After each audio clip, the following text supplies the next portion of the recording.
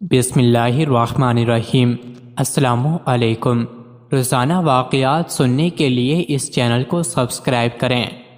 تقسیم ہند کے وقت لاہور میں کتابوں کو شائع کرنے والے دو بہت بڑے ادارے تھے۔ ان میں سے ایک ادارہ درسی کتابوں کو شائع کرنے کا کام کرتا تھا، یعنی ایسی کتابیں جو مدارس میں پڑھائی جاتی ہیں، اور دوسرا ادارہ دینی کتابیں شائع کرتا تھا۔ اس کی ایک عجیب و غریب کہانی ہے۔ وہ ادارہ ایک غیر مسلم ہندو پنڈت کا تھا۔ اس ہندو کے دل میں قرآن مجید کے لیے بہت زیادہ عزت تھی۔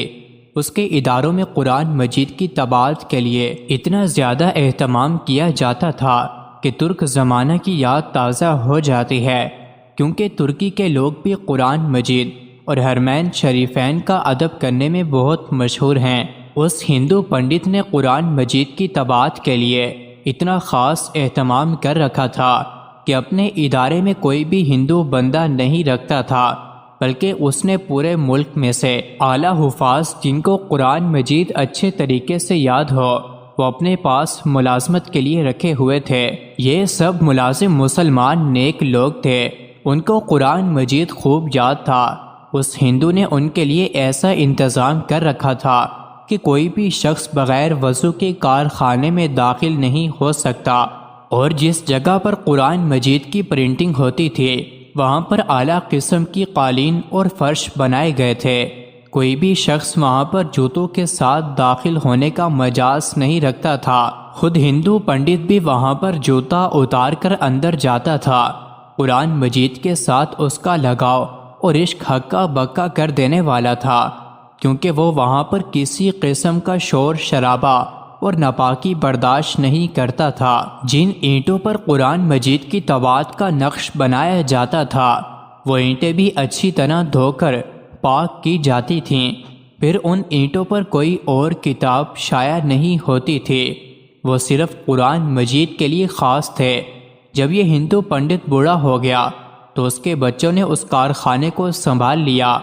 انہوں نے بھی اپنے والد کی عادت کو برقرار رکھا اور اسی طرح کارخانے میں پورے ادب و احترام کے ساتھ قرآن مجید کی اشاعت اور طباعت ہوتی رہی۔ ہندو پنڈت اپنی عمر پوری کر کے فوت ہو گیا۔ اس کا عمل پورے لاہور بلکہ پورے پنجاب میں مشہور تھا کہ یہ شخص ہندو ہوتے ہوئے بھی قرآن مجید کی اتنی حفاظت کرتا ہے۔ ہندوؤں کی رسم اور طریقہ تجہیز و تکفین کے مطابق اس کو کفن پہنا کر شہر کے سب سے بڑے شمشان گھاٹ پر لایا گیا، جہاں پر میت جلائی جاتی ہے۔ اس کی میت کو لکڑیوں پر رکھ دیا گیا۔ بہت بڑا گھرانہ ہونے کی وجہ سے اسے جلانے کے لیے کوئی عام تیل یا پٹرول نہیں بلکہ دیسی گھی کا استعمال کیا گیا تھا، مگر سب لوگ یہ دیکھ کر حیرت زدہ رہ گئے کہ باوجود کوشش کے اس کی میت کو آگ نہیں لگ رہی تھی۔ بہت سارا گھی اور ڈالا گیا لیکن کسی بھی طرح اس کی میت آگ پکڑنے کو تیار نہیں تھی۔ سارے پنڈت پریشان ہو گئے۔ ایک ہی لمحے میں پورے شہر لاہور میں یہ بات پھیل گئی۔ سارے لوگ تماشا دیکھنے کے لیے اور اس منظر کو اپنی آنکھوں سے دیکھنے کے لیے شمشان گھاٹ میں جمع ہو گئے۔ سارے لوگ پنڈتوں کی طرف دیکھ رہے تھے کہ یہ اب اس رسم کو کیسے پورا کریں گے اور اس مسئلے کا کیا حل نکالیں گے۔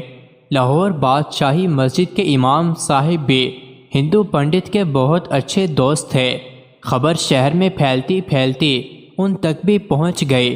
وہ فوراً شمشان گھاٹ تشریف لے آئے اور انہوں نے کہا کہ میں اس بات پر گواہ ہوں کہ یہ شخص قرآن مجید سے بے حد محبت کرتا تھا اور قرآن مجید کا مثالی ادب کیا کرتا تھا، اس لیے اگر پورے ہندو پاک کا تیل بھی اس پر ڈال دیا جائے تو یہ نہیں جلے گا، کیونکہ قرآن مجید کی عزت اور احترام کے بدلے میں اللہ تعالیٰ نے اس کو یہ فضیلت دی ہے۔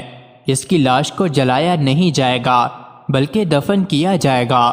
آپ لوگ اس کو ہمارے حوالے کر دیں تاکہ ہم اس کو اپنے طریقے کے مطابق قبر میں دفن کر دیں۔ چنانچہ انہوں نے بے بس ہو کر میت کو حوالے کر دیا۔ امام صاحب نے گورگن کو بلا کر وہی شمشان گھاٹ میں اسلامی اصولوں کے مطابق ایک قبر کھدوائی جب قبر تیار ہو گئی تو اس ہندو کو قبر میں اتار کر دفن کر دیا گیا۔ مزید ایسے ہی ویڈیوز کے لیے چینل کو ضرور سبسکرائب کریں۔